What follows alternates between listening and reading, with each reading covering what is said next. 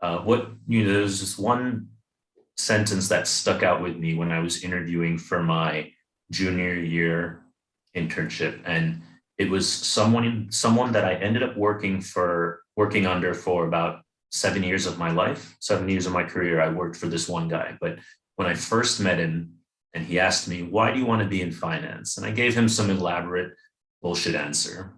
I don't know if I'm allowed to swear on your podcast, but That's fine. it was this big, elaborate answer of how your company is on the up and up, the mentality, and he just stops me and he says, "Don't bullshit a bullshitter." Yeah. And I just froze, right? And so I think, what he appreciated was my response after that, where I said, "Okay, look, I want to live in an apartment in Roppongi. I hear it's good money and I don't know what else to do." All right. That's my no bullshit answer. And he said, "I like that." And so he ended up hiring me in New York a couple of years later. Wow. And which I'll be eternally thankful for, and recommend everyone to work outside of the US.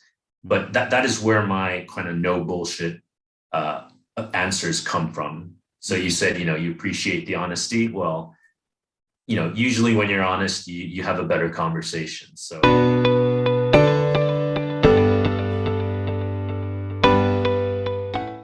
Welcome to Tokyo Alumni Podcast. This is episode 78. Today, our guest is a portfolio manager at Montrachet Capital. Today, our guest attended St. Mary's International School for 13 years. He graduated class of 2003. He later went on to study at Tufts University, where he earned a dual degree in mathematics and psychology. Prior to his current role, he worked at several investment banks in Tokyo and New York, including Lehman Brothers, Credit Suisse, and Nomura Securities. In 2019, he joined Montrachet Capital, a multi-family office in Singapore, and runs a portfolio management group helping wealthy individuals invest in the future. During his time in Singapore, he became a certified financial planner, practitioner, interviewed and translated several books in Japanese for the legendary investor Jim Rogers, and helped numerous clients immigrate from Japan. He is currently active within the St. Mary's Alumni Association, heading the finance group as well as the Singapore chapter, and enjoys sharing his no bullshit opinion to those seeking career advice. He looks forward to resuming 11-a-side football when COVID measures are eased, but enjoys CrossFit and tennis in the meantime. Welcome to the podcast, Alex. Thank you for having me, Nick. So it's great to have you on. I feel like I haven't seen you forever. We used to play soccer together, and I guess based on your profile, you still do. So that's great news. Well, I did until 2020, and then I haven't really played that much football since. Yeah, COVID's taken a lot from us, but I feel like football is one. Yes. So today we're going to talk a bit about, your background in finance as well as, your experience at St. Mary's. So I spoke a bit about you in the intro. Can you spend about 1 minute just telling us a bit about yourself in your own words? Sure. So you touched upon kind of my career, but I'm a 13-year St. Mary's veteran. So born and raised in Tokyo, and then I spent a lot of my college and adult life in the US, Boston for college, and then New York for a couple of years, about 12 years in numerous investment banks. Ever since then, I moved to Singapore, and I sort of had a bit of a career change, moved from the institutional investment banking kind of stereotypical finance to more of the personal, the high net worth individual asset management, private wealth management sector in Singapore. And we deal with a lot of Japanese speakers, people trying to look to move out of Japan, or people who are still investing, looking to invest money and grow their wealth in Asia. And so, this has been about 3 years at my current firm, Montrachet Capital, which is also run by a St. Mary's alum. Oh, wow. So is this St. Mary's alum someone you knew prior to getting to Singapore? Was it someone you knew for a while, or? So he actually gave me my first internship at Lehman Brothers. Wow. And so the St. Mary's alumni connection runs deep. Yeah. Indeed. Yeah. I haven't heard about Lehman Brothers for a while. Maybe we can talk about that later on in the podcast. Yep. And you mentioned, before this interview, for things you wanted to talk about, you've touched upon, I think, a lot of things that have come up before in this podcast, and maybe you can help sort of elaborate and perhaps dig deeper into these concepts. Like you mentioned how international schools are a bubble. So I'm curious, what is your take when you say that? Do you mean that in a positive sense? Do you mean that in a negative sense? What do you mean that INTA is a bubble? Yeah, I mean, the bubble has its good and its bad, but I think, one thing that I realized living outside of the international school, going to college, working in the real world is that, St. Mary's, and maybe this can be said about ASIJ and some of the other international schools, but you live within that very small community of your English speaking friends, and you don't really venture out and kind of see the world or see the country that you're in. So obviously St. Mary's is in Japan, but afterwards when I was in college and working, I realized that I didn't quite know Japan very well. And so I didn't know what was going on in Japan in terms of there was a bubble in the 70s, 80s, and then it was in economic decline. These are all the kind of things that I really didn't notice when I was going to St. Mary's, because let's be honest, people who were able to go to international schools were pretty well off and lucky. And so I think, the bubble is great in terms of you get that exposure to speak English, to be able to communicate with way more people than if you were in a Japanese public school. But there's also the sort of the negative is that you really didn't get to experience that country. So, a lot of the times when I am in an interview or I'm talking to people, I do tell them I'm bilingual, English and Japanese, but I'm also bicultural, America and the US. America and Japan. But in reality, I'm not as Japanese as, say, someone who's gone to public school for their whole life in Japan, went to a Japanese university, and then just works in Japan. So I think the bubble has its good and bad, but for me, I was glad to experience life after the bubble. And I think, everyone gets the similar experience when you leave international schools. Yeah, when you left and you entered the next phase of your life in Boston, did you feel like you couldn't fit in there because you've left the bubble, or did you feel like, all right, I'm out of the bubble and I can sort of live this new life? To be honest, I had a little bit of difficulty adjusting to life in Boston or life outside of St. Mary's. It's somewhere that I've been 13 years of my life. I never had to do the juken benkyo, the studying to get into a school. So, life was pretty good for that 13 years in St. Mary's. So it was a big adjustment in Boston, in a place where, I wasn't with my family. I wasn't with my friends. So there was a little bit of an adjustment there. Another adjustment that I kind of felt in Boston is that if I go to the local supermarket or the local drugstore, and I didn't understand anything of what the cashier was saying because he had such a thick Boston accent.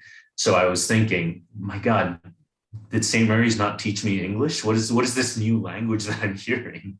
And so it took me a while to understand that, okay, not everyone has this thick of an accent, but yeah, it was okay. When it comes to being bicultural, and I kind of do the same thing as you, right? It's a good selling point that gives us an edge. You say I'm bicultural, not just bilingual. But I mean, what would you say is sort of the trick for someone to be truly bicultural, as well as, what are the pitfalls? Because we're all bicultural, right? ASIJ grads, St. Mary's grads, but we know within our circles, there are those who are very fluid and, capable with navigating these, code switchings. And there's those who are not so much.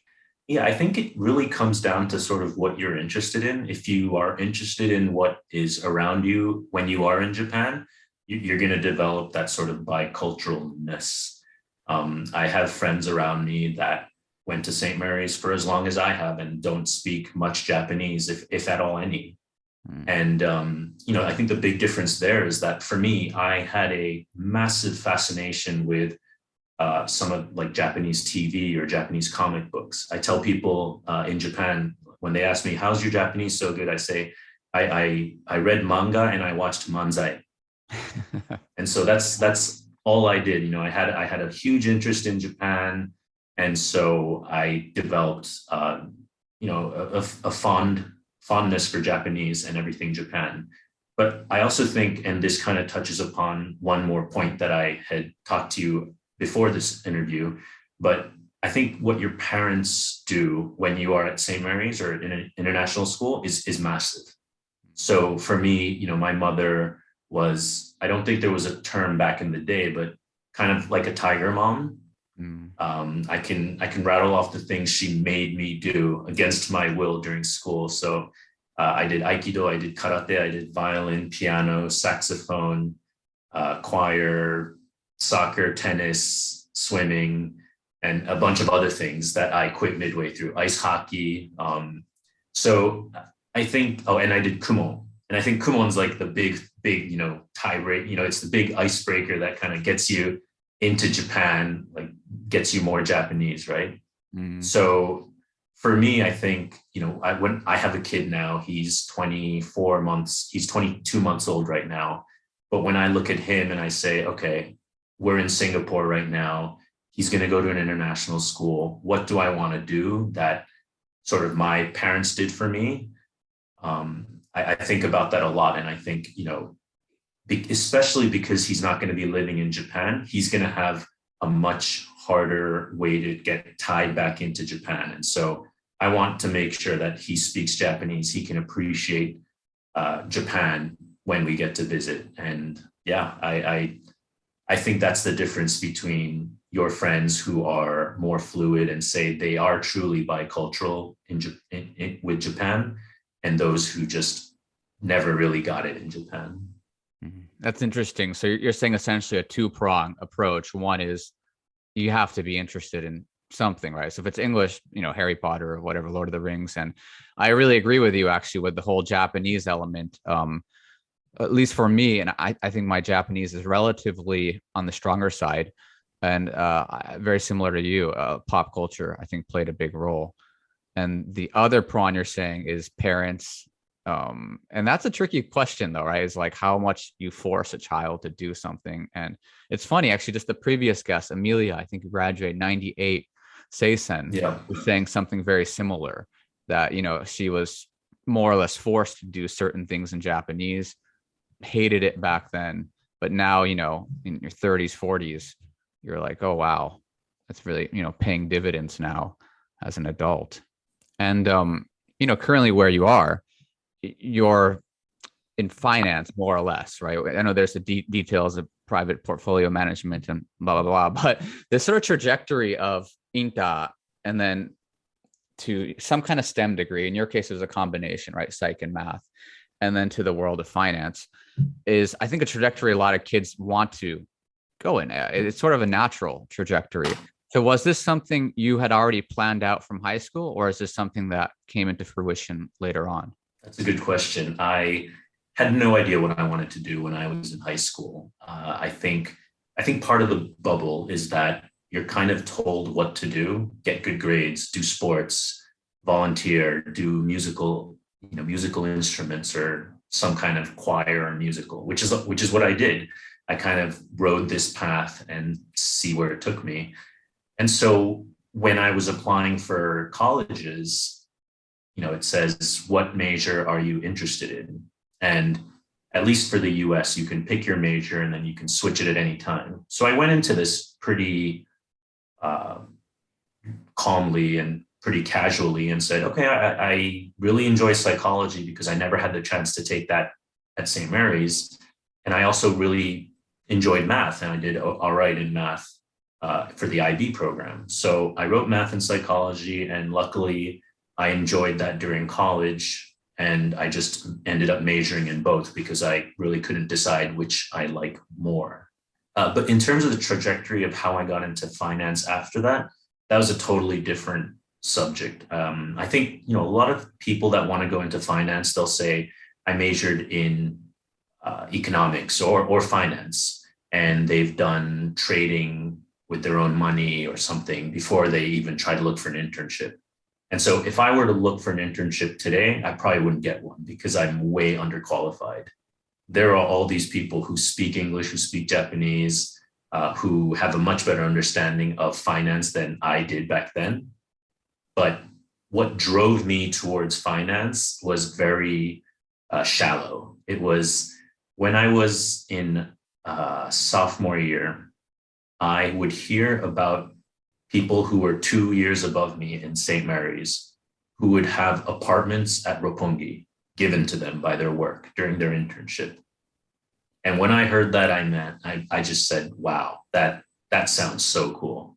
I have no idea what they do, but I wouldn't mind an apartment in Roppongi. Yeah. And so that was literally the only thing that drove me to interview for finance jobs during my, my sophomore year, to get to work in junior year, summer. So the summer of 2001. And is that when you first made contact with that St. Mary's alumni for Lehman Brothers? So sorry, it would have been 2005, 2 years into college. Yeah. And at that point, yeah, I had reached out to some people through the St. Mary's Alumni Network and got connected to some people who then introduced me to all these different companies. And so I think everyone who wants to go into finance has heard about it, but the Boston Career Forum was where I got my ticket into finance. That was where I got my Lehman Brothers Tokyo internship. I got my Roppongi apartment and I was on my way to a finance career. Yeah. For my sophomore year internship, I also wanted to do something. That's when I had no idea what I wanted to do. And so I reached out to some St. Mary's people. And I also asked my math professor at the time at Tufts University, I asked him, what can I do with my math degree? And he said, you can be an actuary. And if you don't know what an actuary is, it's those insurance company people who estimate when you die or when there's the likelihood of an accident. Yeah. And so I interned at an insurance company in Japan my sophomore year, and I did not like it. No offense to the St. Mary's folks who helped me get that, but it was just not for me. It was a very different pace than what I expected. So I wasn't ready for that. And then junior year, I got into this finance internship at Lehman Brothers. Interesting. And I mean, it's cool too. You're very open about the initial interests were shallow. So are you implying that later on, like there was an element of that industry that really got you hooked? And if so, what kept you in finance so long? And I mean, even to this day. Yeah. So there's this one sentence that stuck out with me when I was interviewing for my junior year internship. And it was someone that I ended up working under for about 7 years of my life, 7 years of my career. I worked for this one guy, but when I first met him and he asked me, why do you want to be in finance? And I gave him some elaborate bullshit answer. I don't know if I'm allowed to swear on your podcast, but that's fine. It was this big elaborate answer of how your company is on the up and up, the mentality, and he just stops me and he says, don't bullshit a bullshitter. Yeah. And I just froze, right? And so I think, what he appreciated was my response after that, where I said, okay, look, I want to live in an apartment in Roppongi. I hear it's good money and I don't know what else to do. All right. That's my no bullshit answer. And he said, I like that. And so he ended up hiring me in New York a couple of years later. Wow. And which I'll be eternally thankful for and recommend everyone to work outside of the US. But that is where my kind of no bullshit answers come from. So you said, you appreciate the honesty. Well, usually when you're honest, you have a better conversations. And then your second part of the question was what kept me in finance, but it was just something that was so interesting to me. Back in St. Mary's, I was more of I liked to play sports. I liked math, but I really wasn't really in tune with what's going on in the world. And I think, once I got into finance, that's all you need to pay attention to. You need to pay attention to everything that's going on in the world. For me, it was more US centric because I ended up having most of my career in the US.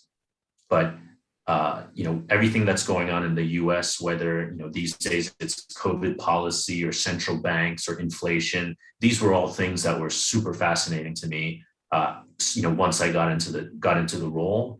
And I think, my background,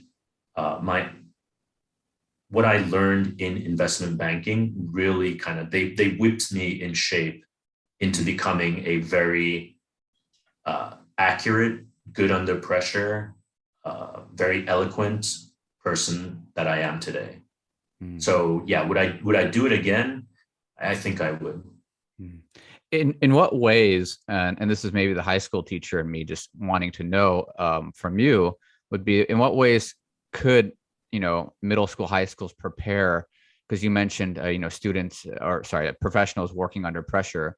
What type of skill sets do you feel like St. Mary's prepared you with, and what type of skill sets do you feel like maybe you wish you had worked on prior to joining the world of finance? I think in terms of preparation, I mean, at least for me, I kind of studied in St. Mary's and at Tufts. I know a lot of people who kind of skirt by international school, maybe, and I've heard that Japanese universities, it's hard to get in, but easy to get out to graduate. But for me, I mean, I was kind of diligent from St. Mary's into Tufts. And I think, part of it has to do with my parents being very strict in terms of education, trying to get good grades and instilling that sort of morals in me. But in terms of what I wish I would have done, I wish I read more about finance. I wish I read books that may even out what other financial professionals have done in their past. I'm more than happy to sort of recommend books maybe later on, but I also think that everyone, if you're interested in finance, trade. I don't care if it's $100 or $1,000 or even $10, you can buy fractional shares of anything and you can trade. And as long as you can trade, you are going to have a very different kind of skill set that may set you apart from other people. So what I would tell your students, Nick, is that highly recommend that they trade, and they trade different kinds of things, not just equities. Maybe they do some foreign exchange FX. Maybe they do some ETFs. These are all kind of things that will get you really hooked onto, what's going on in the world and finance in general. Do you think, as these newer generations of people in finance enter, the software available for learning? So for example, we do trade, using these apps, and we're relatively young, but even compared to when we were in school, the access of information they have is just incredible, right? So do you think this sort of, some people call it sort of the democratization of finance, right? A lot more people trading now, especially since COVID. Do you think this will shake up the market? Obviously we saw GameStop and, these anomalies, but are there any bigger trends you see? Yeah, I think people are more, like you said, they have more information available to them. The need for sort of investment banks are slowly declining. And I think, digitalization is going to change investment banks and how people trade. And so, yeah, you mentioned it. People can trade these shares online. They have access to any information they want, whether it be Twitter, Facebook, all these, investment banks are, some of them are even putting out their research on these social network sites. So yeah, it's crazy how much information you can get from there, which is what makes me so underqualified if I were to apply now. I didn't do these tradings, right? I didn't know any, I didn't have any access to this information. So it's a much different world, like you said. And I think that was one of the big reasons why I decided to leave an investment bank, the investment banking world, and move over to private wealth management, because, there can come a point where machines are talking to machines at larger institutions, but a high net worth individual is not going to be relying on a machine to do his trading or to develop a relationship. And so that's why sort of I made the switch. I think that, using what I've learned in investment banks, it's much different when you do it for someone's own money, because I'll tell you what, I worked in investment banks for nearly 15 years. I was never thanked by the person that I did the trade with. Mm. And this last 3 years, I feel like I've really made a big difference for some of my clients. And so, having them say, hey, thank you so much for moving me from Japan to Singapore. It's that's not necessarily the trading aspect, but, covering people or covering clients, that's, moving them outside of Japan, doing stuff outside of the trading their money. That's what's really rewarding for me. So there's more of that personal element that you were saying is lacking, maybe at institutional level. Absolutely, yeah. You mentioned, in our sort of pre-interview that a lot of people say, I want to go into finance. So, this sort of stereotypical finance guy has been portrayed in various media, right? We have Wall Street, The Big Short, and the Wolf of Wall Street. And I think people kind of have this impression, especially like literally where you were, the banker in New York. So can you tell us how much of this stuff we see in popular media is in fact true and what is exaggerated? You and I know a lot of people went into investment banking, but I think you're one of the few that was there for more than 10 years. But you're out now as well. So it's sort of a two-parter. That, as well as, can you tell me, why do people leave? Everyone seems to leave within 10 years, or in your case, 15. So the movies that you mentioned are obviously a dramatization of what, the highlights of what people in Wall Street had experienced at one point in time. But I think a lot of what had happened then is very different from what had happened in 2007 when I was trying to look for a full-time job. And then since Lehman Brothers went bankrupt in 2008. So a lot more regulation, a lot more compliance, a lot more kind of touchy-feely about what you can say and do in an office. So certainly I don't want your students or anyone who's interested in finance only because of movies that they've seen. I don't want them to get the wrong image that that's all that happens in finance, because it's certainly not the case. It's a lot more mundane stuff at times, and it's a lot more uninteresting than what the movies portray. So, but some parts of it do still stand. The trading floor looks like how some of those trading floors are. The Big Short is an interesting one because people, did put those positions on. They have similar positions on that people have may still talk about to this day. You and I were talking before this interview about Archegos Capital, Bill Huang. He put on a massive trade in 2020, and that blew up in his face. So, there's still people that are swinging a lot of money in different positions, but you need a lot of experience and you need a lot of time to get to that place. So, I don't want to say most of that movie is true in any sense. But also kind of going to your point earlier about you have people saying that they want to go into finance. I think one thing that I always tell people is that that's not concrete enough. Like going into finance is like saying, I want to work. Like, what do you want to do? What do you want to do in finance? Do you want to be a sales guy? Do you want to be a trader? Do you want to be in research? Do you want to be at a hedge fund? Do you want to be at an investment bank? Do you want to be a M&A specialist? Like, there's so many different things that I think students should really hone in on. And that's kind of the things that I do when a lot of these St. Mary's recent grads come to me for advice, or even if it's the career day that, the SMAA, the St. Mary's Alumni Association, we hold this career day once a year. But in those kind of spaces, I tell them, look, you need to know more about what's going on in finance. And I'm obviously happy to talk about it, on a personal basis, but you need to do a lot more research in terms of saying, I want to be in finance, because that's not concrete enough. And then your last question was, why did I leave investment bank world and move over to private wealth management? Well, my answer to that is that my role, I think, will be diminished or completely marginalized within the next 5 to 10 years. And I hope to be working more than 5 to 10 years, because need to bring up my kid in an international school. But I thought that what I was doing, which was fixed income sales in government bonds, I thought that was sort of a dying business. And I thought that, I may be able to get a couple more years of that sort of stereotypical Wall Street money. But if I leave Wall Street that day that I chose to 3 years ago and I move into something else, then I'll have that amount of time to sort of reestablish myself and start this sort of new career. And so that's been a really great move for me, especially with this whole COVID situation, moving out of New York into Singapore.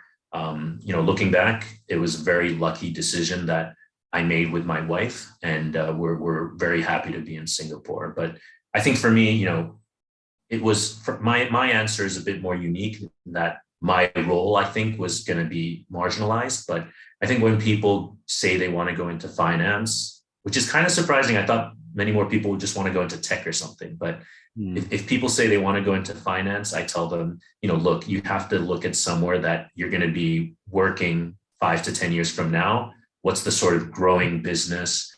What is going to be bigger than it is now? And that's what I would tell people who are looking to go into finance. And I guess a point I was alluding to was you left, as you said, it was very calculated and purposeful.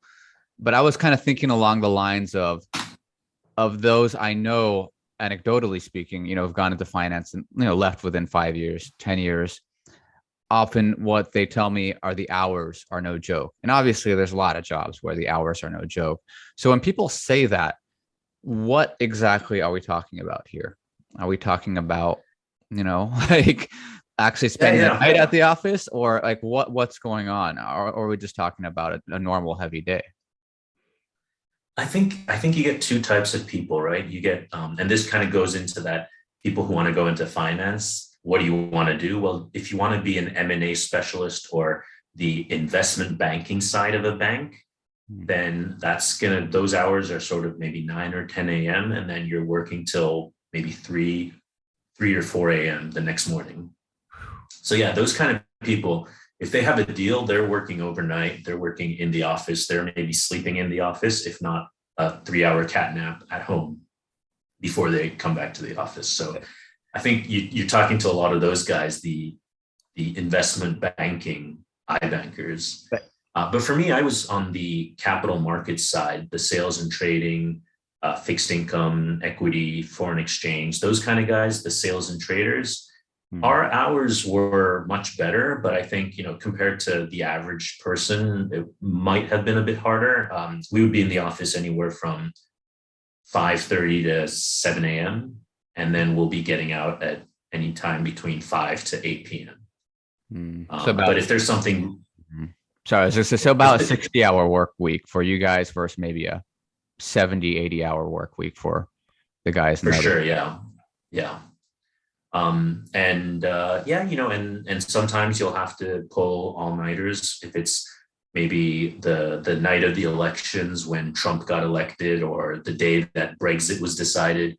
I remember I was in the office all night, kind of watching the markets, talking to clients because they were up all night as well.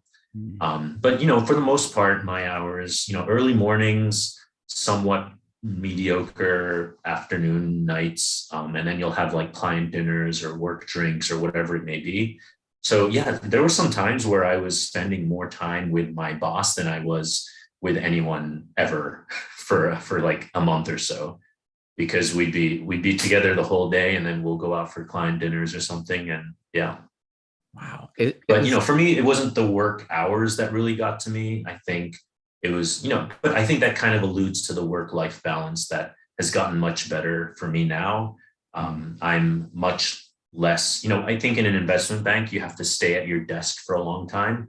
You can't even go to the toilet for extended periods of time, because if you miss a phone call or you miss a market event, it's not going to look really good. So, there are some difficulties to the job. And that's where I was sort of alluding to that high pressure situation. You have to be on top of your game at every minute. And and anytime the phone can ring and you can be doing a trade. And if you make a mistake, that could cost your firm millions of dollars. So it's high pressure for sure. But and that's not something I think you can really learn before you join the investment bank. That's just something you get with experience, and you'll see whether you're built for it or not.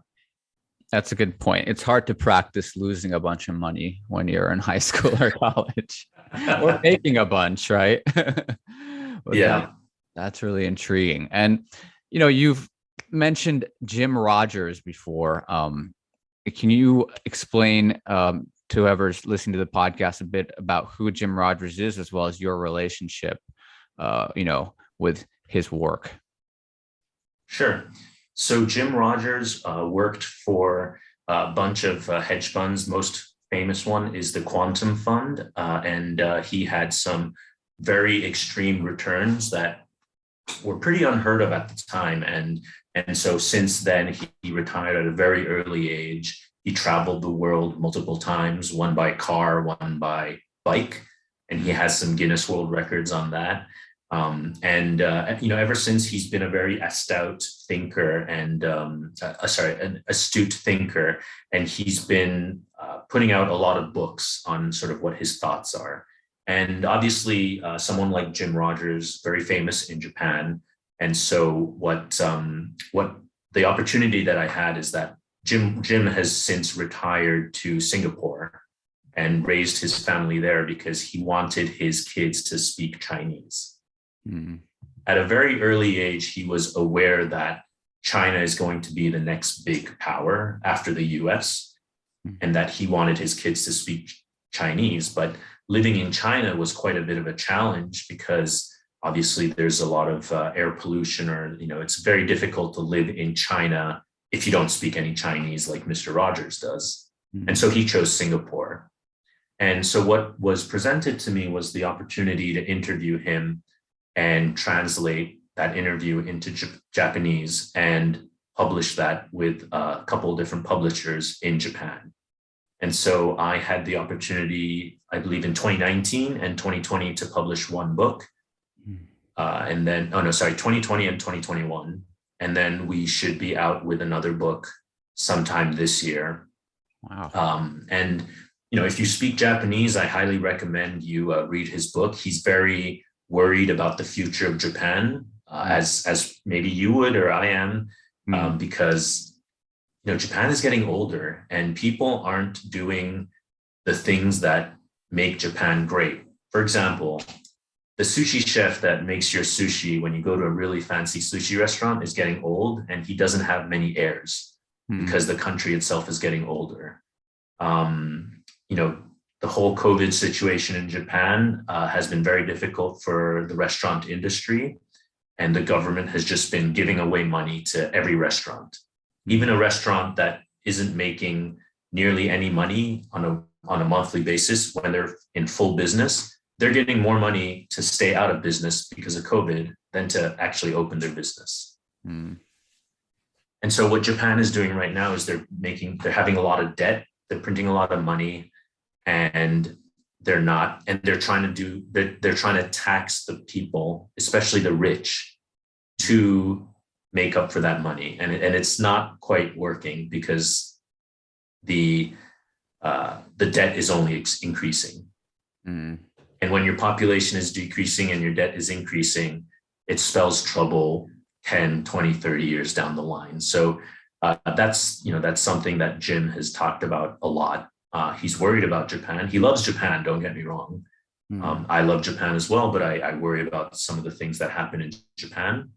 And then I think, one thing that he says that really resonated with me is you need to leave your country to learn more about your country.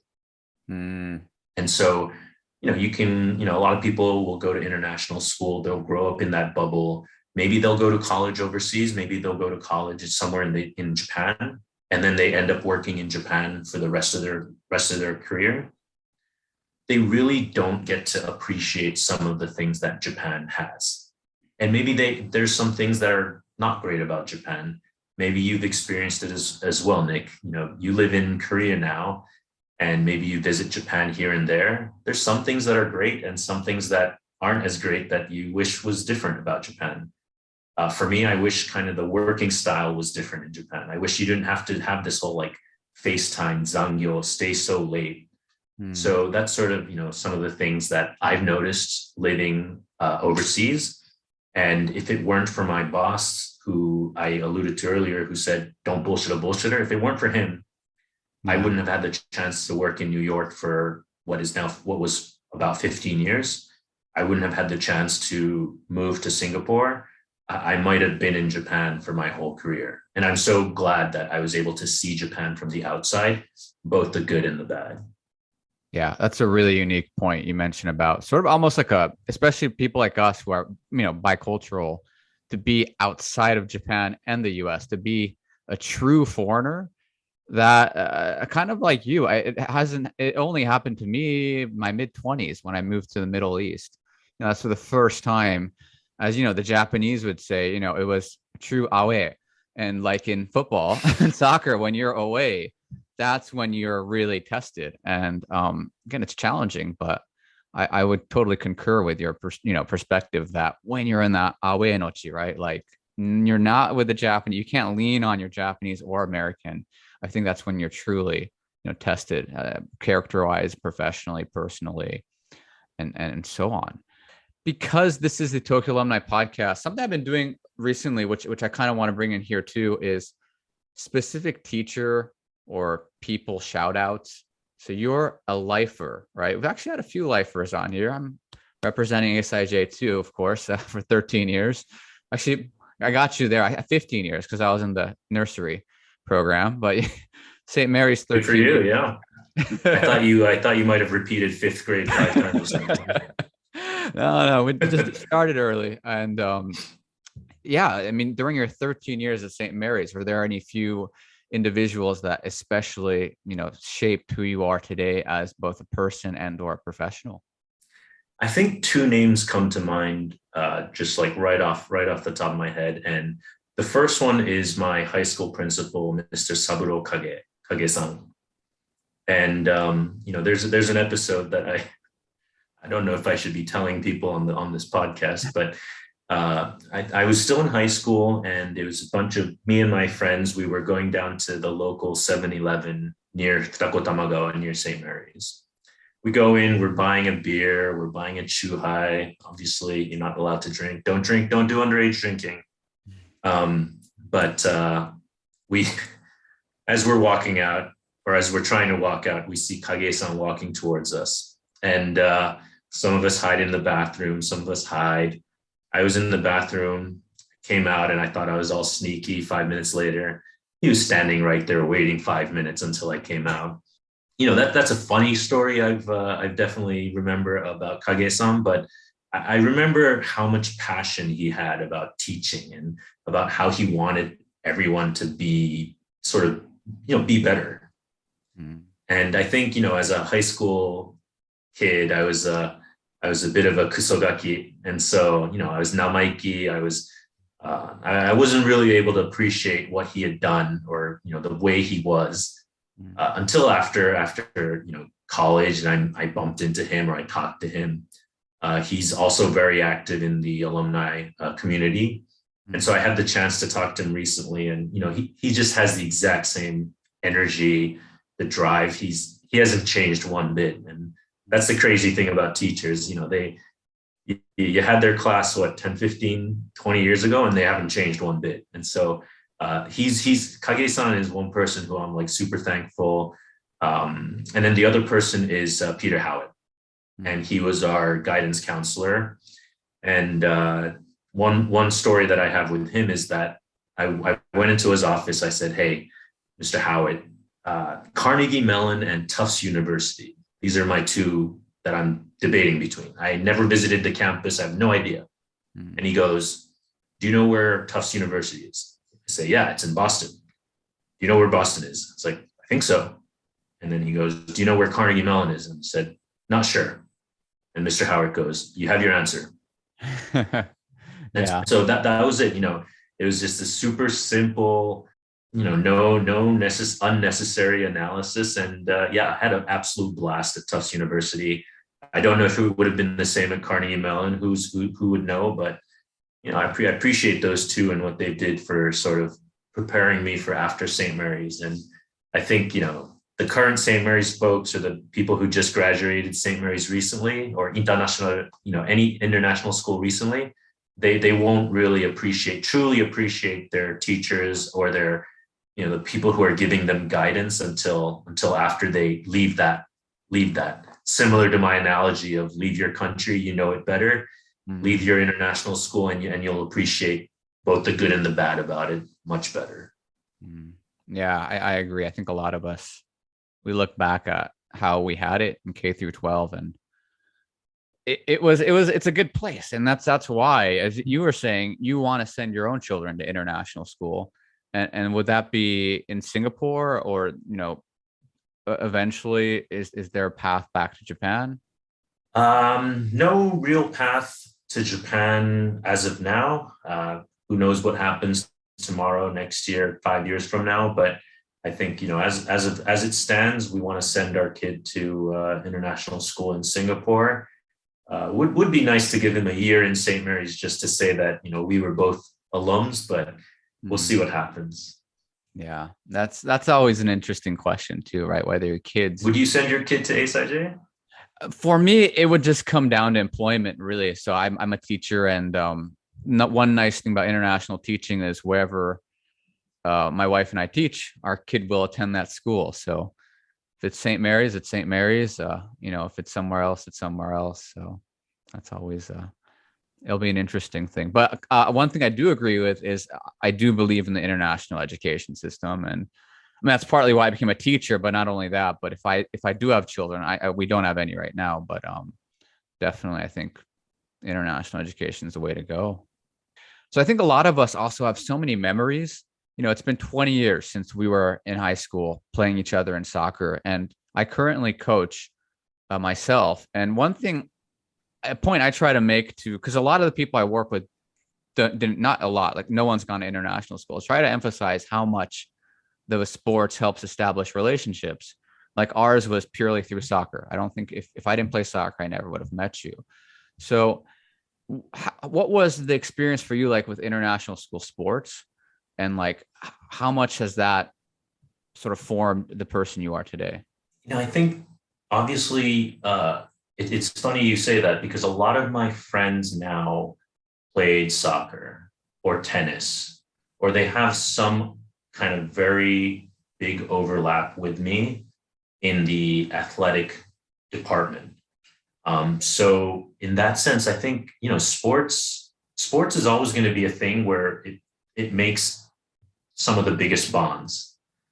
It makes some of the biggest friendships. It'll make some of the biggest rivalries and enemies, St. Mary's ASIJ type dynamic. But afterwards, enemies become friends because no one cares about international school sports after you go into college and after that. So, I think sports it's fantastic. I don't know what it's like in other schools, but to have seasons where you can play different sports as opposed to say like a Japanese high school where you're stuck to baseball your whole career, your whole high school life and can't do anything else. I think having the option to do many sports is great. And, it helps you become more well-rounded person. Obviously, if you're trying to be a professional soccer player, then maybe international school isn't for you. But, I think you get a lot of exposure to a lot of different types of people, schools, sports. And so for me, I really appreciated what I did in soccer or tennis or swimming practice and those meets or tournaments that we had. Yeah, those are great memories I have. But what's interesting is that it's sort of never really translated outside of the sports, the sports field for me. I recently started to get a lot more involved in sort of CrossFit and weightlifting type of stuff. And that really came out of just sort of a new hobby that I wouldn't say it was a COVID hobby. I think I was more active before that. But I think, at St. Mary's, it was mostly maybe the basketball team that hit the weight room. But some of the other sports, we never did that. And so I wish there was a bit more of that maybe could have translated into more, more alertness or like being smart about working out in college and, starting off in my career. And, as we wind down this interview today, I like to ask the guests at the end, what is coming up in their lives for the next few years, next few decades. So if you could tell us what is to come. For me, I think the biggest one is raising my family. We have one child and we don't know how many more we'll have, but I think, the next 5-10 years, it's going to be a huge turning point in terms of how we raise our kids. And, there's this really good saying that I picked up recently. It's your kids are going to be raised one generation behind. And so what that means is we were raised by our parents who were one generation behind us. And so they had their values and beliefs that didn't quite translate into what our values and beliefs were growing up. And the same can be said about our kids. And so, right now there's a lot more sort of belief and there's a lot more changes around how we look at race, gender, all these kinds of things.